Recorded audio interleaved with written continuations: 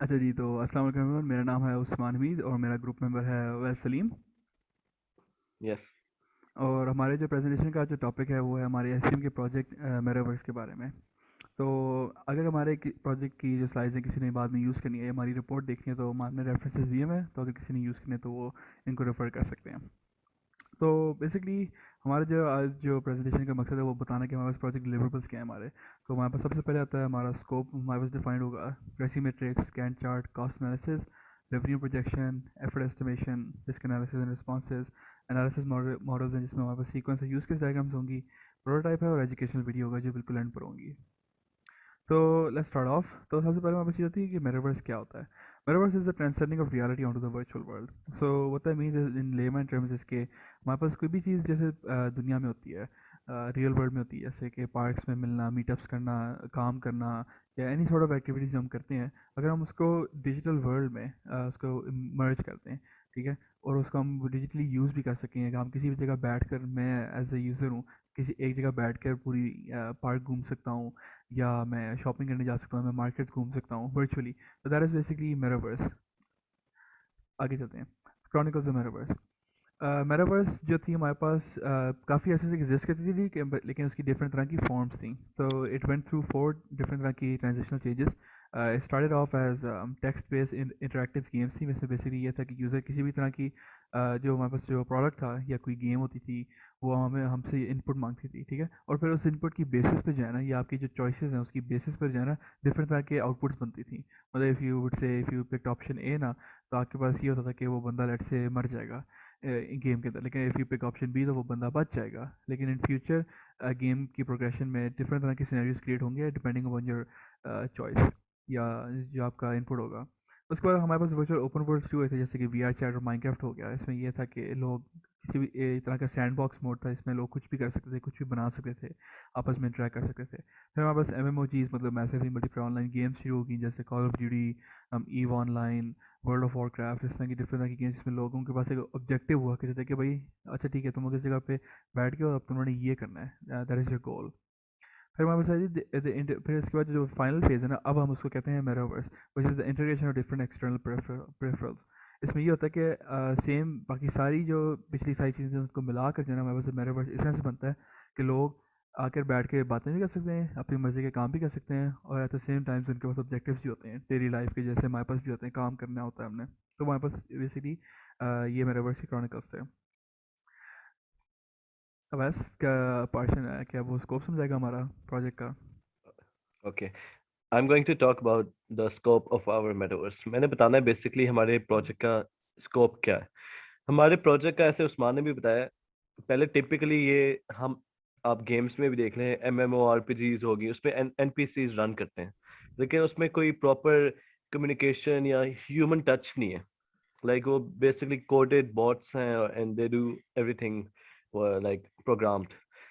तो इसमें basically metaverse project का हमारा ये आइडिया ये है कि हम एक अर्थ 2.0 बना सके, जिसमें बेसिकली आप यूजर्स है ना, जो आप नॉर्मली अपनी डेली लाइफ में काम करते हैं, वो आप एक इस प्रोजेक्ट में यूज कर सकें। जैसे कि आपकी परसेप्शंस ह्यूमंस की होती हैं, जैसे साइट होगी, साउंड होगी, टच, ये एक्सप्रेशन भी हो गया, ये सारे हमारे जेस्चर्स एक प्लेटफॉर्म में मैप हुए होंगे। एक यूजर है ना, जैसे कि रियल लाइफ में अपना फील करता है चीजें, वो आप in our project feel कर सकेगा। Alongside this, our scope is also that के integrating blockchain technology in our platform। इसमें आजकल NFTs बड़े फेमस हुए हैं, तो वेब 3.0 का कॉन्सेप्ट है। क्रिप्टो करेंसी बड़ी इंपॉर्टेंट एक इनोवेशन आई हुई है 2021 में। तो इसका भी एम होगा कि हमारे सिस्टम में ये एक न्यू नॉर्म होएगा, लोग पेमेंट्स करने चाहें तो ये क्रिप्टो करेंसी यूज कर सकेंगे। और ऑनरशिप की पॉइंट ऑफ व्यू से, जैसे NFT हमें लाइक टोकन्स के थ्रू ऑनरशिप दे देता है, इस तरह लोग अपनी इस प्रोडक्ट के अंदर ऑनरशिप भी होएगी। बेसिकली आप रियलिटी, मतलब रियलिटी में जो काम कर सकेंगे वो हमारे प्रोजेक्ट के अंदर आप इंटीग्रेट कर सकेंगे। That is our scope.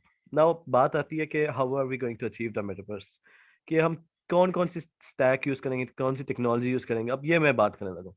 अब सबसे पहली इंपॉर्टेंट चीज तो हम यूज करेंगे VR टेक्नोलॉजी। VR क्या स्टैंड करता है? Virtual reality. Virtual reality basically ये है कि कंप्यूटर जनरेटेड इन्वायरमेंट होती है ना, जैसे कि ह्यूमंस ऑब्जेक्ट्स होते हैं, जैसे वो इमिटेट करते हैं रियल लाइफ को। जैसे आप रियल लाइफ में आप देखते हैं ना कि आपकी क्लोजेट पड़ी है आपके रूम में, तो आप वीआर में आपको ऐसा लगेगा कि आप रियल लाइफ में उस लोकेशन में खड़े हैं, आप रियल टाइम में आप देख रहे हैं with the same angle, like 3D touch and feel. And also AI technology. अब एआई टेक्नोलॉजी क्यों यूज हो रही है? एआई तो ऑब्वियसली पता है सबको, आर्टिफिशियल इंटेलिजेंस होती है।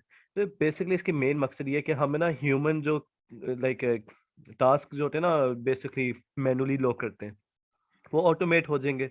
वो कंप्यूटर ऑब्वियसली ऑटोमेटिकली किया करेगा। हर बोरिंग टास्क के लिए हम मैनुअली कोड नहीं करना पड़ेगा। एआई में इसके काफी एनपीसी, जैसे हम पहले बात कर रहे थे एमएमओ आरपीजीज में एमसी होते हैं एनपीसीज। इसी तरह हमारे मेटावर्स में भी ऑब्जेक्टिव्स की, जैसे उस्मान ने बात की, ऑब्जेक्टिव्स हुआ करेंगे, डेली गोल्स हुआ करेंगे। इस तरह हमारे एआई हमें उसमें करेगा गाइड। दूसरी तीसरी बात है 3D reconstruction technology for model building. अपने इसमें इंपॉर्टेंस ये है मेटावर्स में कि हर बंदा का एक एवटार होएगा, या एक लाइक डिजिटल क्लोन होएगा एक ह्यूमन का, जो उस मेटावर्स लाइक उसमें इन्वॉल्व होएगा। तो उसमें हम क्या चीज़ यूज करते हैं, ये रिकंस्ट्रक्शन टेक्नोलॉजी होगी जो आपकी मैप करेगी, फीचर्स को स्कैन करेगी। लाइक आजकल आईफोन में भी लाइक कैमरा, सेल्फी कैमरा खोलें तो टच आईडी, फेस आईडी की पॉइंट ऑफ व्यू से है। तो इसी तरह हम ह्यूमंस के फीचर्स ताकि डाल सकें, इंपोर्ट कर सकें गेम लाइक मेटावर्स के अंदर। अब इंटरनेट ऑफ थिंग्स की बात होगी। आज का इंटरनेट, अब पता है डेटा बड़ी इंपॉर्टेंट है। हर चीज़ है, वॉशिंग मशीन्स में भी सेंसर्स हैं। तो ऑब्वियसली जब हम अब ये ऑगमेंटेड रियलिटी की बात करते हैं, तो उसमें अगर हम मेटावर्स का इंटीग्रेशन कर रहे होंगे तो हमें फ़ायदा ही होएगा कि हम ये आईओटी डेटा यूज़ कर सकें। हम लाइक डिफरेंट डिवाइसेस को इंटीग्रेट करें, उनकी उनकी डिफरेंट कम्युनिकेशंस हैं, इंटरेक्शंस हैं। तो इसका लाइक कोई लिमिटेड नहीं है, इसका अनलिमिटेड वो है पोटेंशियल। ब्लॉकचेन टेक्नोलॉजी जैसे पहले बात की है, क्रिप्टो करेंसी और ओनरशिप्स वगैरह, वॉलेट्स होंगे लोगों के, तो ऑब्वियसली वो भी हम इंटीग्रेट करेंगे। और ये ऑप्शनल में हमने देखा है ब्रेन इंटरफेस टेक्नोलॉजी, ये इसलिए अब आजकल इलॉन मस्क भी काम कर रहा है। जैसे न्यूरोलिंक कंपनी है, वो इलॉन मस्क उसका like one of the founders और top investors in that company. तो उसमें वो बेसिकली ब्रेन की जो इंटरफेस है ना, वो टेक्नोलॉजी से लिंक कर रहे हैं विया चिप्स। तो ये तो ऑब्वियसली बहुत लाइक फ्यूचर की बात है कि अगर आप बहुत कम, हमारा प्रोडक्ट बहुत फ्यूचर में पोटेंशियली ऑप्शनल रहेगा कि हम सीधा इस पे टारगेट नहीं करेंगे, लेकिन ऑप्शन है। ऑब्वियसली वेब 3.0 की बात करते हैं तो अभी तक तो हम लिव कर रहे थे वेब 2.0 आर्किटेक्चर में, जिसमें सिंपल सर्वर होता था और वेबसाइट्स होती थी या एप्स होती थी। लेकिन अब वेब 3.0 आर्किटेक्चर है, इसने चेंज कर दिया। अब इसमें वॉलेट्स भी आ गए हैं, ये इथीरियम इस तरह की टेक्नोलॉजीज भी आ गई हैं। तो इस ऑब्वियसली इस आर्किटेक्चर को हम इंटीग्रेट करेंगे अपने टेक्नोलॉजी स्टैक में इस प्रोडक्ट के लिए। Next slide. अब सिस्टम फीचर्स या मॉड्यूल्स की बात करें, हमारा ये जो मेटावर्स प्रोजेक्ट है इसके मॉड्यूल्स क्या आएंगे या फीचर्स कह रहे हैं कि हर हर वर्ल्ड जो भी हमने डेवलप किया होगा इसमें एक ऑब्वियसली इसमें एक वर्चुअल वर्ल्ड होएगा। That can be in the form of a shop, parks हो सकते हैं, ऑफिस स्पेसेस हो सकती हैं जिस पे लोग अपने मीटिंग्स कर सकें। पर्सनलाइज्ड एवटार क्रिएशन ये एक फीचर होगा। ऑब्वियसली हर बंदा होगा, उसने अपनी अकाउंट बनाई होगी, उसने अपना एवटार बनाना होगा, तो उसके लिए पर्सनलाइज्ड एवटार वो 3D रिकंस्ट्रक्शन टेक्नोलॉजी जो पहले बात की वो यूज़ करेगा। पर्सनल वर्चुअल स्पेस, तो ये ऑब्वियसली हर बंदा चाहेगा कि जैसे लोगों के घर होते हैं रियल लाइफ में, तो लोग अपने वर्चुअल स्पेसेस बना सकेंगे। तो वर्चुअल मार्केट प्लेसेस की बात हुई। ऑब्वियसली इसमें गेम में हमने लोगों को हमने एक ये इंसेंटिव भी देना कि हम लोग ब्लॉकचेन टेक्नोलॉजी यूज़ करें, एनएफटी क्रिप्टो करेंसी यूज़ करें चीज़ें बाय करने के लिए। तो मार्केट प्लेस रहेंगे जहाँ से आइटम्स, कपड़े, लाइक एवटार के clothes and many other things they can buy. Blockchain support obviously required. Virtual traveling होगी because many people ने अपने वर्ल्ड बनाएंगे जो कस्टम डिजाइन होंगे, custom to them their personality. तो उसमें ट्रैवलिंग भी वन वर्ल्ड टू अदर, ये भी एक बहुत बड़ा चैलेंज है, लेकिन ये फीचर ऑब्वियसली हमारे इसमें होगा सिस्टम में। Next slide. अच्छा, अब थैंक यू नाउ वैस। कॉस्ट एनालिसिस की बात उस्मान हम करेंगे, यू कैन गो ठीक है, ऑन। तो मूविंग ऑन, तो हमारे से सबसे पहला जो ऑब्जेक्टिव है मैनेजमेंट के पॉइंट ऑफ व्यू से वो ये है कि हम अपने पूरे प्रोजेक्ट को एनालाइज करने के how much it would cost. तो इनिशली इसको कैलकुलेट करने के लिए हमें सबसे पहले ले डाउन करना पड़ना है कि हमारे पास टेक्नोलॉजीज, ट्रेनिंग, एम्प्लॉयज़ वगैरह का जो बजट है उसको लिस्ट डाउन करना पड़ना है। तो फॉर एग्जांपल जैसे अनरियल इंजन 5 है, अनरियल इंजन 5 बेसिकली हमारे पास वो इंजन, वो टेक्नोलॉजी स्टैक है जिसको हम यूज़ करेंगे अपनी वी आर वर्ल्ड को डेवलप करने के लिए। Basically it will allow us to model things different तरह की, जैसे यूनिटी 3D है वो भी अलाउ करेगा। तो इसका एक कमर्शियल लाइसेंस होता है विच वी कैन यूज़, और इसके थ्रू हम 5 से 6 डेवलपर्स को इसका एक्सेस दे सकते हैं, they can use it to make anything और the things that we need.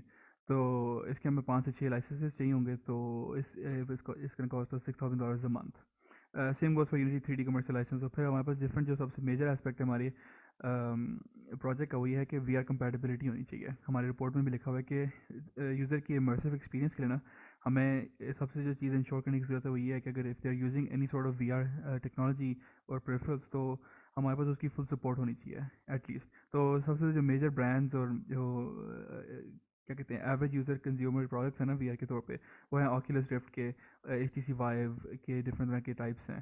तो ये हम इसके तकरीबन 10 पेयर्स यूज़ करेंगे ताकि डिफरेंट डेवलपर्स जब यूज़ उसको कर रहे होंगे उस पर टेस्टिंग भी कर सकते हैं। तो उनका भी बजट लिखा हुआ है। एट द सेम टाइम हमारा जो साउंड की जो क्वालिटी होनी चाहिए, साउंड इंजीनियरिंग हमारी इतनी सुपर्ब होनी चाहिए कि ऐसा लगे कि बंदा एक्चुअली वहाँ पे खड़ा हुआ है। तो उसके लिए भी हमें हमारे पास डिफरेंट डॉल्बी के एटमॉस इंजन्स और साउंड कमर्शियल लाइसेंसेस की ज़रूरत है। तो ये बेसिकली हमारे पास सारा बजट आया हुआ है। तो हमने जब सारों का टोटल किया तो हमें पता चला जी कि इसका $800,000 जो है एटलीस्ट एस्टिमेटेड वैल्यू बनती है हमारे इस पूरे प्रोजेक्ट की जो रिक्वायरमेंट्स हैं बनाने के लिए।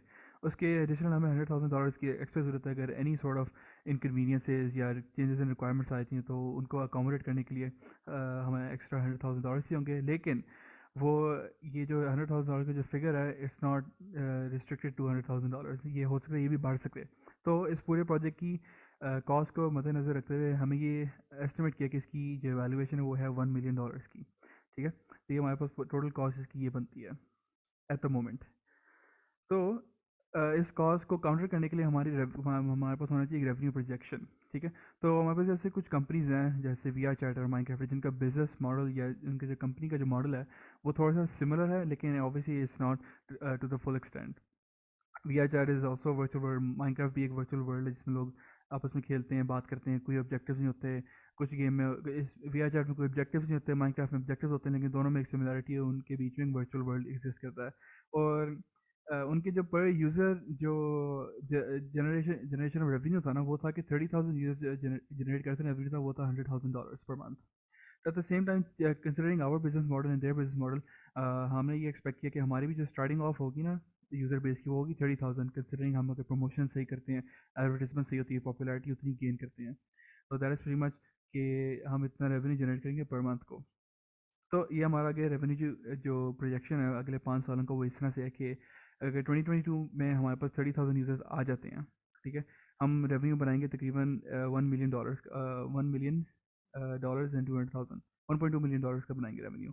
क्योंकि हर महीने हम $100,000 कमा रहे होंगे और उसका अगर हम 12 से मल्टीप्लाई करें तो हमारे पास ईयर्स वर्थ ऑफ रेवेन्यू आ जाएगा। तो और उसके ऊपर ऑब्वियसली हमारे पास एक्सपेंसेस भी होते हैं पूरी चीज़ को मेंटेन करने के लिए, तो उसके $200,000 होंगे। तो ओवरऑल पूरे साल के जो पैसे हमारे पास लगने हैं ना, वो होंगे $1.4 million in the first year. उसके बाद 2023 आ गए, 2024, 25, 26। By the end of year 26 हमारे पास जो हमारा 5 ईयर प्रोजेक्शन वही होगा कि we would have earn $4.2 million। तो कंसिडरिंग दैट हमारी जो प्रोजेक्ट की एस्टिमेटेड वैल्यूएशन थी वो थी $1 million की। तो हमारी जो प्रोजेक्शन है 2022 की, हम ये एक्सपेक्ट करें कि जो हमारी जो कॉस्ट है वो कवर अप हो जाएगी एंड प्रीसीडिंग ईयर्स में हम जो है ना पूरी कॉस्ट को कवर अप कर लेंगे and then we will starting we are going to also earn revenue as well. हम प्रॉफिटेबल मार्जिन से ना रेवेन्यू गेन करेंगे। Effort. Now I am going to talk about effort. हम एफर्ट कैलकुलेट करने के लिए पहली चीज़ तो हमें ये याद रखनी है कि हमारा प्रोजेक्ट मेटावर्स है ना, ये इसकी कॉम्प्लेक्सिटी लेवल बहुत हाई है, like very it's a very complex project. तो इसकी एक वन शीट ऑफ पेपर में लाइक राइट करना, कॉम्प्लेक्सिटी लाइक ऑल एफर्ट्स डालना, दैट इज़ वेरी हार्ड। लेकिन फिर भी हमने ट्राई की, हमने कोकोमो 2 यूज़ किया इसके लिए, इस एफर्ट एस्टिमेशन के लिए, और केयरफुल एनालिसिस किया ना इसके सब मॉड्यूल का। हम अब सब मॉड्यूल का क्यों किया, बात सब मॉड्यूल की इसलिए कर रहे हैं कि अगर मॉड्यूल की बात करें, फिजिकल प्राइमरी मॉड्यूल हो गए समझें कोई, तो उस मॉड्यूल का भी है ना लाइक मल्टीपल सब मॉड्यूल्स होंगे। तो अगर हम बात करें ना कि लोकेशन की, या कि जैसे कि करेक्टर मॉडल की बात कर लें, तो करेक्टर मॉडल भी एक यूजर लोकेशन का ना सब मॉड्यूल है। तो उस सब मॉड्यूल का है ना, हमने अजम्पशन ये लगाई कि लाइक उसके 42 मल्टी डायरेक्शनल स्क्रीन्स होंगी कि, और हम और 36 like user server client generated reports हैं, which talk about locality, relativity, and also an estimated total of 195 components. Components कौन कौन से हो सकते हैं? साउंड हो सकता है, मूवमेंट, साइज, लोकेशन डेटा, ये सारी कंपोनेंट्स में आ जाता है, कंसिडर कर लें आप। तो इसके लिए फाइंड करने के लिए हमने ऑब्वियसली, क्योंकि every thing is very complex, तो उसके हम multiply by 3 multiply by 8 table comma 2 की कॉम्प्लेक्सिटी टेबल के हिसाब से हमने ऑब्जेक्ट पॉइंट निकाल लिया, वो 2346 आया। तो अब बात की number of people find out करने के लिए। Number of people find out करने के लिए हमने रीयूजेबिलिटी हमने सेट की 0.6। अब 0.6 क्यों सेट की? हमने इसलिए किया क्योंकि सब बेसिकली सब मॉड्यूल्स का ना, अगर आप बात कर ले कि करेक्टर की, सब मॉड्यूल की, तो उसकी basically 60% of it is reusable basically. Because अगर आप मार्केट प्लेस की बात करें ना, उसमें भी उस मार्केट प्लेस में अगर आइटम्स उस करेक्टर नहीं पहनने होंगे ना, तो उस करेक्टर ने पहनने होंगे, तो ऑब्वियसली करेक्टर मॉड्यूल का 60% तो ऑब्वियसली आप अजम्पशन कर लें कि रीयूज कर सकेंगे।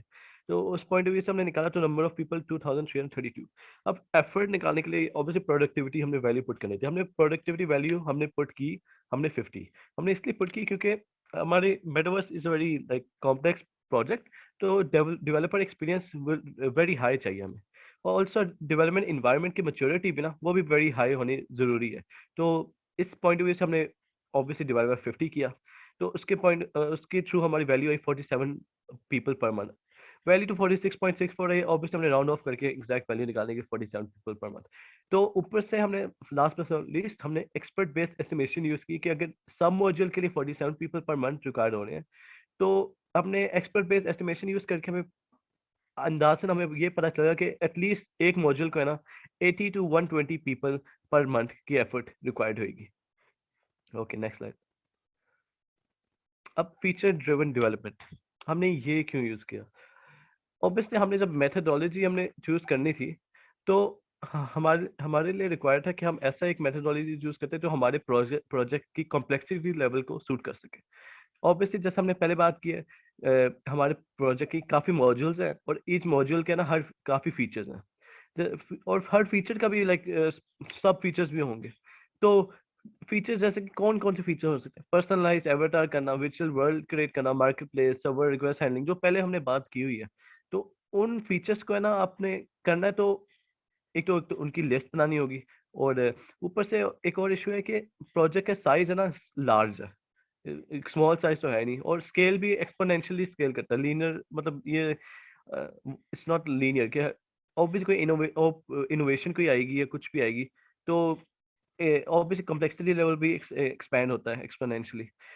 और एंड ऑल्सो कि हम यूज कर रहे हैं वेब 3.0 की टेक्नोलॉजी यूज कर रहे हैं, और that's a pretty new architecture. और इस आर्किटेक्चर में इतनी डॉक्यूमेंटेशन वगैरह भी नहीं, और कोई अगर इनोवेशन होए भी ना, तो ऑब्वियस उस इनोवेशन का हम फायदा उठाएंगे और अपना उसका फीचर ऐड करेंगे। तो हमें एक ऐसा मॉडल चाहिए था जो उसमें जिसमें फीचर्स ऐड भी करते रहें, और हम एक अपने विजुअल मॉडल, अब एक ओवरऑल मॉडल बना सकें जो अपने माइंड में विजुअल के हम कोई की शेप से डेवलप कर सकें। और अगर कोई फीचर हमें लाइक पता है कि नहीं ये अब ड्रॉप करने चाहिए, हम इजीली ड्रॉप भी कर सकें, फिर दोबारा से हम कोई मॉडल बना सकें ऑब्जेक्ट।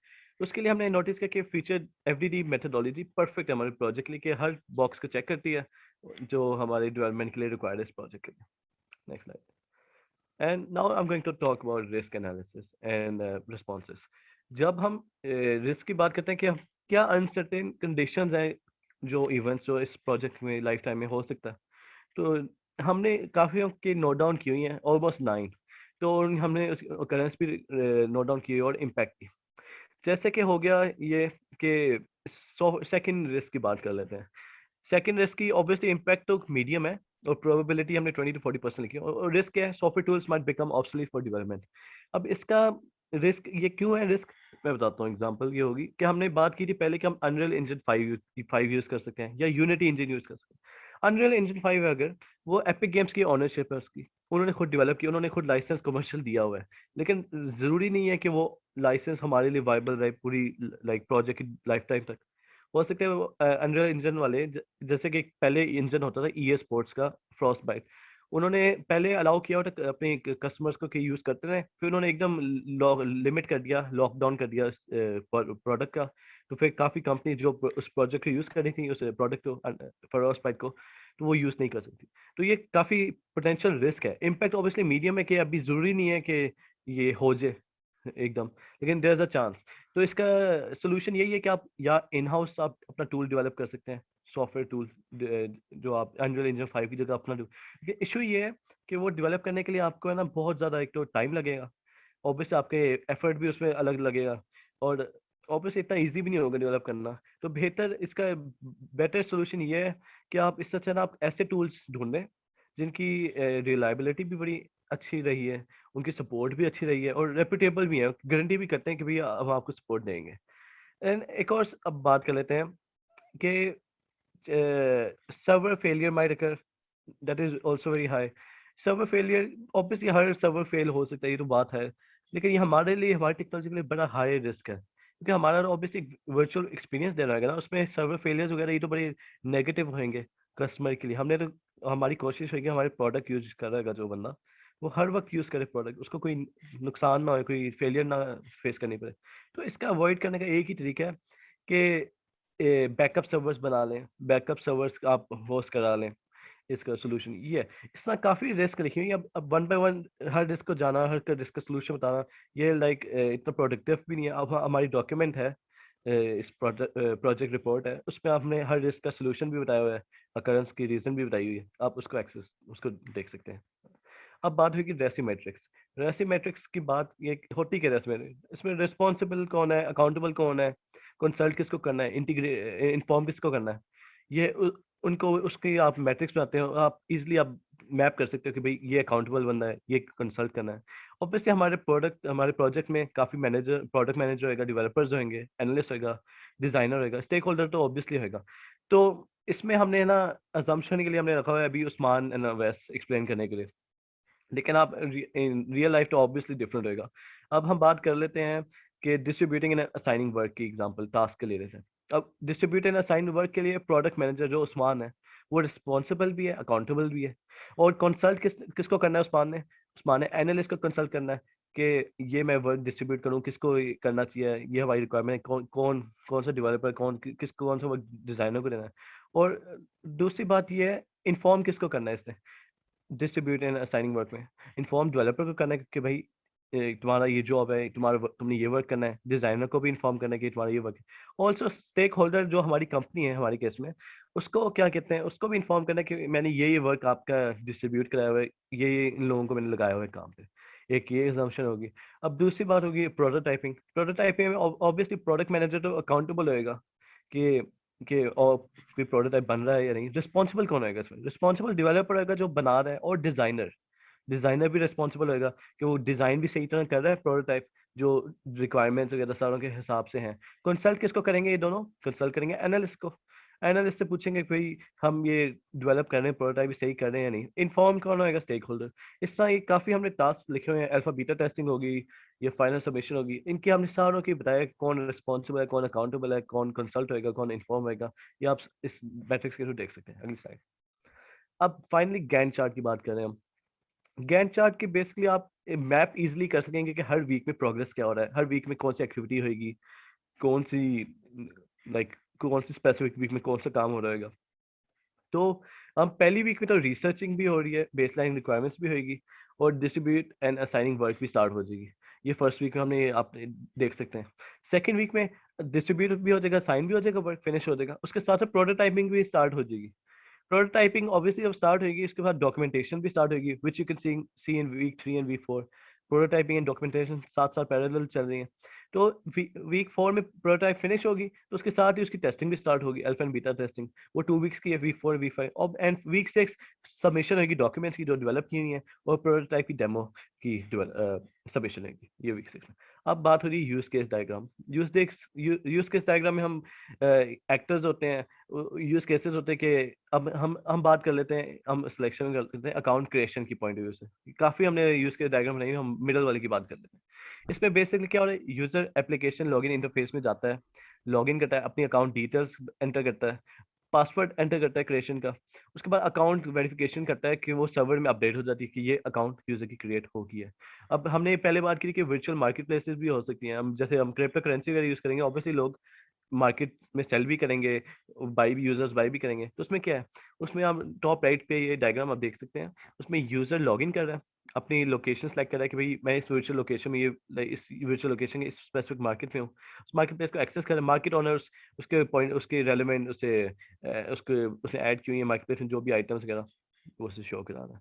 और फाइनली एवरा क्रिएशन में क्या है, यूजर ने हमने बात की थी कि अपना अकाउंट बनाएगा, उसने एवटार भी बनाना है जो मूव करेगा अपने अपने वर्ल्ड में, तो उसमें अकाउंट लॉगिन करेगा, एवटार क्रिएशन का फंक्शनैलिटी इन्वोक करेगा, उसमें फिर दो चॉइसेस होंगी, या मैनुअल क्रिएशन की हर चीज मैनुअली एंटर करेगी, भाई मेरा हाइट, मेरा like my skin colour is that and that, या हम 3D मॉडलिंग जो हमने पहली बात की थी वो हो सकेगी, जो उसके दोनों बेसिकली दोनों चीजें मैप क्या करेंगी एवटार की पर्सन किस तरह लगेगा दुनिया में, वर्चुअल वर्ल्ड में। तो वो सारी चीजें अपडेट कहाँ होंगी, सर्वर में, उसमें अपडेट हो जाएगी, लॉगिन मतलब आ जाएगा कि इस लॉगिन इस अकाउंट की ये एवटार है। Next second, I mean next, now आखिरी बात है सीक्वेंस डायग्राम के, सीक्वेंस क्या आएगी, like what steps will be done, कि पहले कौन सा ऑब्जेक्ट होएगा, उसके बाद कौन सा इन्वोक होएगा, दैट। तो हम बात कर लें कैरेक्टर चेंज, अगर कैरेक्टर चेंज में क्या करेगा यूजर, यूजर कैरेक्टर चेंज करने के लिए अकाउंट में जाएगा, अकाउंट में कहेगा कि मैं कैरेक्टर चेंज करना चाहता हूँ अपना, कैरेक्टर चेंज रिक्वेस्ट सर्वर को भेजेगी, सर्वर रिक्वेस्ट को चेक करने के लिए डेटाबेस में अपडेट करके ना भेज देगी, डेटाबेस कब अपडेट करके उसे रिस्पॉन्स में सर्वर को भेजेगी, सर्वर ऑब्वियसली अपडेट कर देगा उसका करेक्टर, ये एक फर्स्ट है।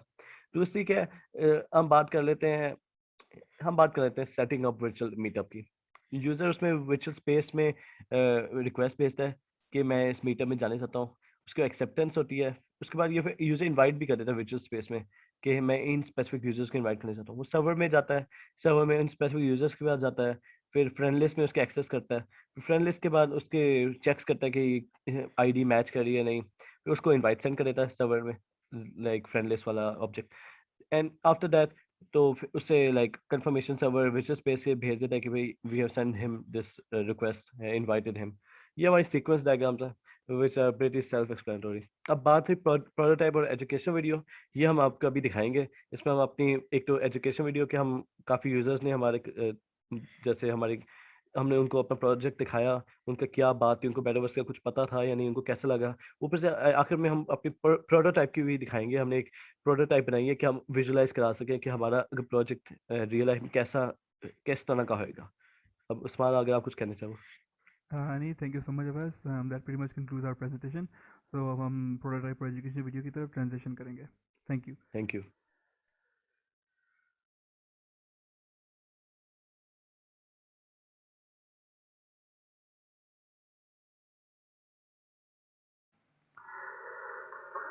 Okay everyone, welcome to the prototype of our project Metaverse। तो बेसिकली हमने Rec Room एक नाम की एक गेम है या प्रोडक्ट है जिसको हमने यूज़ किया अपने Metaverse की फंक्शनैलिटीज़ को या उसकी बेसिकली ओवरऑल पिक्चर को शो करने के लिए।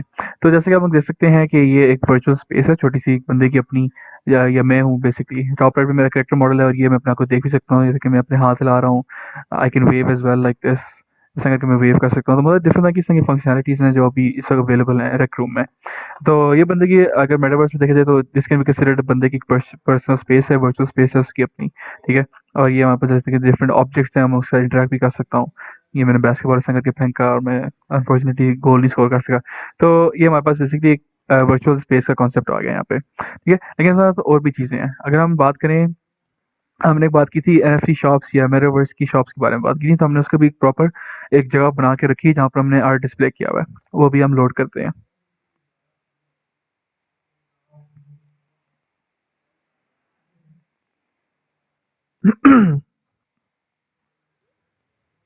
ठीक है।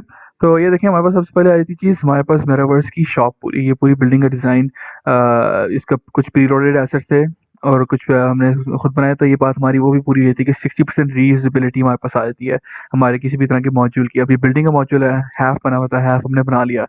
तो क्या कहते हैं, इसकी 60% रीयूजेबिलिटी आ गई। मेटावर्स, ठीक है, मेटावर्स आ गया। और हम लेफ्ट साइड पे जाएँ तो यहाँ पर लिखा हुआ है जी, created by Awais and Usman, ठीक है। और अगर हम अंदर जाएँ तो ये हमारे पास बेसिकली हमारी शॉप होगी, NFT market place, just proof of concept देने के लिए कि जैसे कि जब हम हमारी एजुकेशनल वीडियो देखेंगे उसमें हमारे पास आर्टिस्ट होंगे, वो कहेंगे कि हमारे पास आर्ट देखना और आर्ट बेचना बड़ा आसान हो गया। तो बेसिकली अगर बंदा आर्ट बनाता है अपना तो फिर वो इस बिल्डिंग में डिस्प्ले कर सकता है, लोग आके देख सकते हैं और इंटरेक्ट कर सकते हैं, खरीद भी सकते हैं। तो जैसे हमारे पास ये फ्रेडी फाज़बियर का एक वो है एनएफटी पीस पड़ा हुआ है, यहाँ पर जाएँ हम तो ये एक एनिमे कैरेक्टर है जो उसका पड़ा हुआ है यहाँ पे, हम उसको बाय भी कर सकते हैं, और ये इन गेम करेंसी है, या अगर मेटावर्स की बात करें तो हम इसमें क्रिप्टो करेंसी का कॉन्सेप्ट भी यूज़ कर सकते हैं, ठीक है। तो ये हमारे पास 2-3 आर्ट पीसीज हो गए कि ये बिल्डिंग्स का है, अगर ऊपर जाएँ तो यहाँ पर नारुतो और सास्के का है क्या है, और यप प्रीटी मच एक्सप्लेन्स के अगर मार्केट प्लेस कैसे काम करती हैं। और अगर हम एक और कॉन्सेप्ट की बात करें, हमारे पास जो होता है जो कि है वर्चुअल मीटअप्स, या लोगों ने अगर आपस में इंटरेक्ट करना है किसी कॉमन प्लेस में, जैसे पार्क्स होते हैं, हमारे पास एक मेटावर्स का पार्क का भी पड़ा हुआ है एरिया, जिसको अभी हम लोड कर रहे हैं, ठीक है। तो ये हमारे पास आ गया जी, मेटावर्स पार्क आ गया।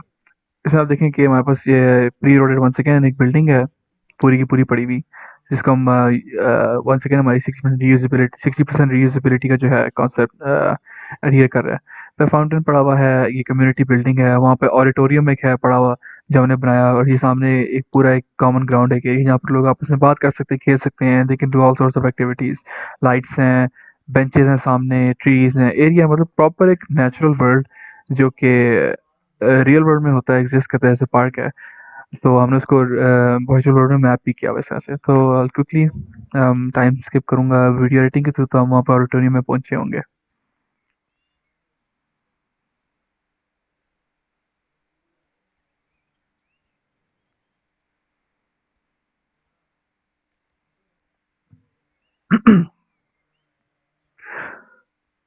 तो ये देखें, अब हम पहुंच गए हैं ऑडिटोरियम के पास। ये देखें, पूरी वर्चुअल स्पेस है यहाँ पे लोग बैठ सकते हैं, आकर कम्युनिकेट कर सकते हैं आपस में, और सामने शोज भी हो रहे होंगे, and this basically showcases the common place या कॉमन ग्राउंड वाली जगह जो होती हैं मेटावर्स में, जहाँ पे लोग इंटरेक्ट कर सकते हैं आपस में। And that basically brings us to the conclusion of our prototype. इसकी एप्लीकेशन, इसका पोटेंशियल बहुत ज़्यादा है, लिमिटलेस है, since it's the virtual world. जो रियल वर्ल्ड की लिमिटेशन होती हैं, हम वहाँ पे इधर हम इनको कॉन्कर कर सकते हैं। तो basically it's quite the unique product, ठीक है। So thank you for watching, and अल्लाह हाफिज़।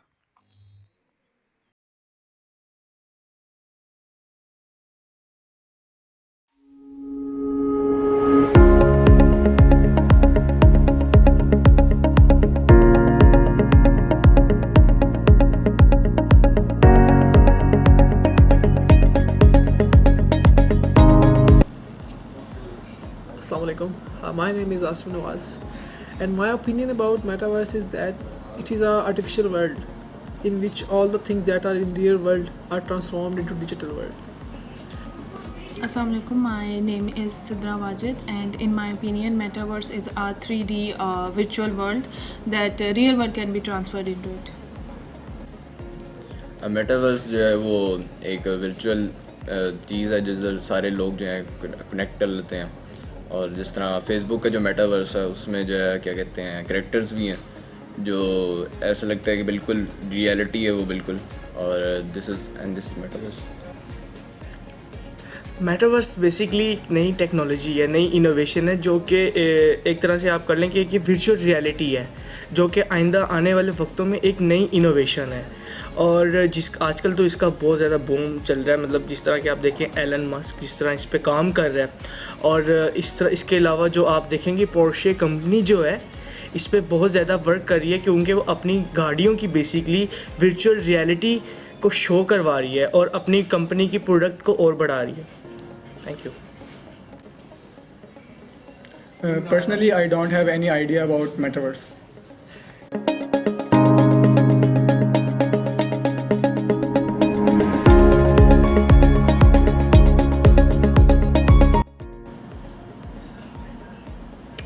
As I'm a social person, this project has made a lot easier for me to interact with the new people. As I like to communicate and interact with the new people, this project has really helped me a lot to interact with them and to communicate with them. Thank you.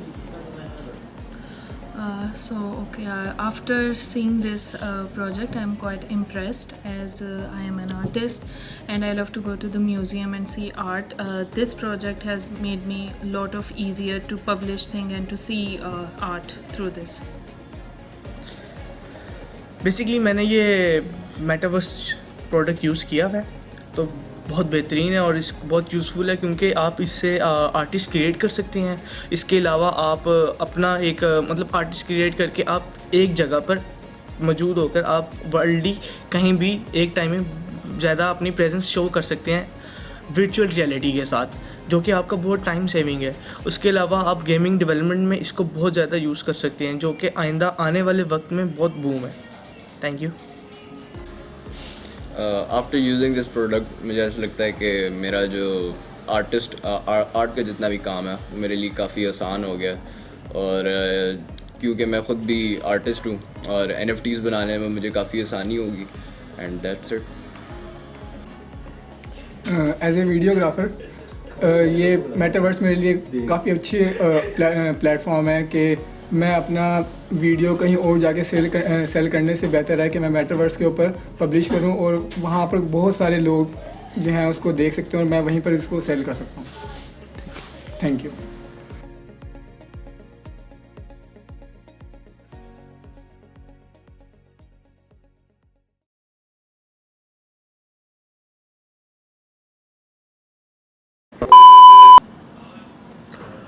My opinion about metaverse. यार छोड़ो यार, रुको यार, क्या है? Oh, I see. As I am a social person, this metaverse has made a lot easier for me to interact with the new peoples. People बोलती है card द्वारा।